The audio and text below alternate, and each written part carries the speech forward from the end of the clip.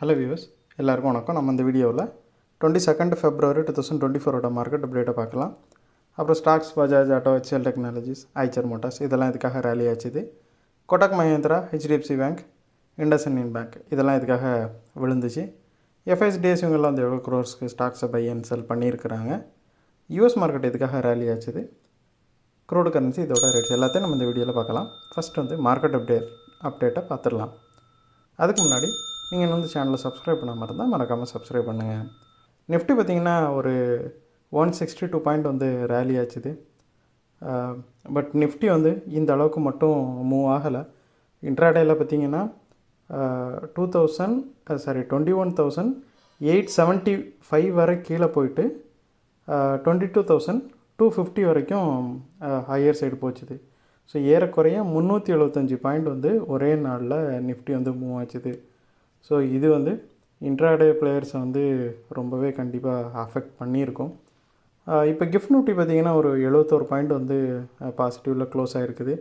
So இது வந்து Nifty நாளைக்கு பாசிட்டிவாக ஓப்பன் ஆகும் அப்படிங்கிற சைனை கொடுத்தாலும்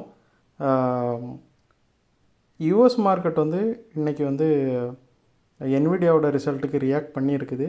பட் நம்ம மார்க்கெட் வந்து நேற்றே ரிசல்ட் தெரிஞ்சதுனால இன்றைக்கி நம்ம மார்க்கெட் ரியாக்ட் பண்ணிருச்சு.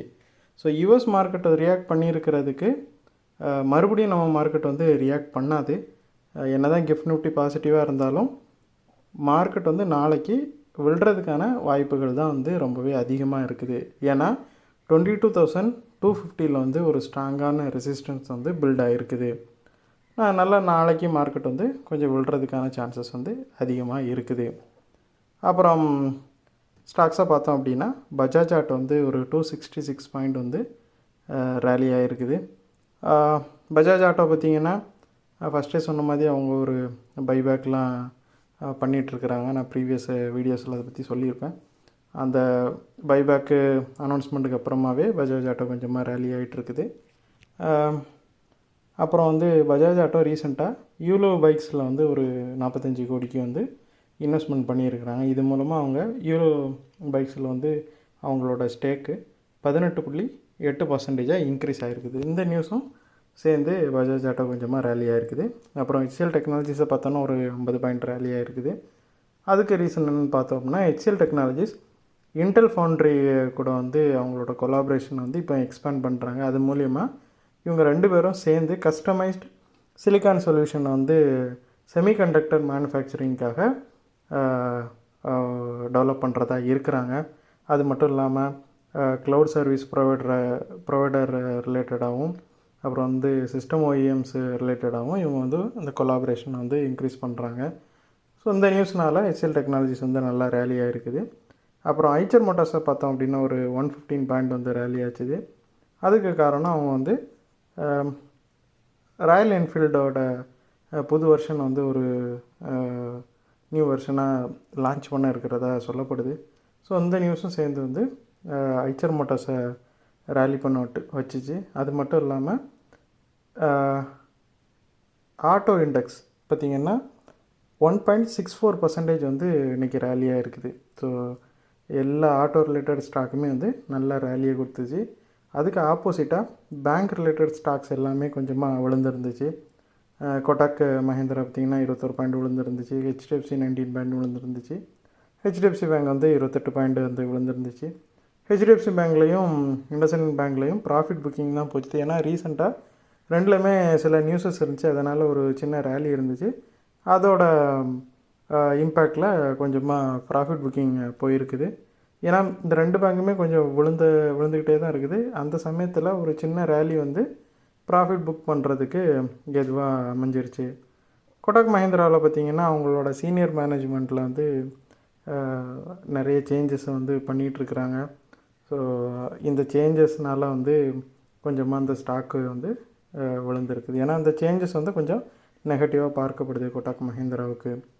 அப்புறம் எஃப்ஐஸை பார்த்தோம் அப்படின்னா அவங்க ஒரு 1410 கோடிக்கு வந்து செல் பண்ணியிருக்கிறாங்க. நேற்று பை பண்ணியிருந்தாங்க, இன்றைக்கி மறுபடியும் செல் பண்ண ஆரம்பிச்சிட்டாங்க. டிஏஎஸ் வந்து நேற்று செல் பண்ணியிருந்தாங்க, இன்றைக்கி பை பண்ணியிருக்கிறாங்க. அவங்க வந்து ஒரு 1823 கோடிக்கு வந்து பை பண்ணியிருக்கிறாங்க.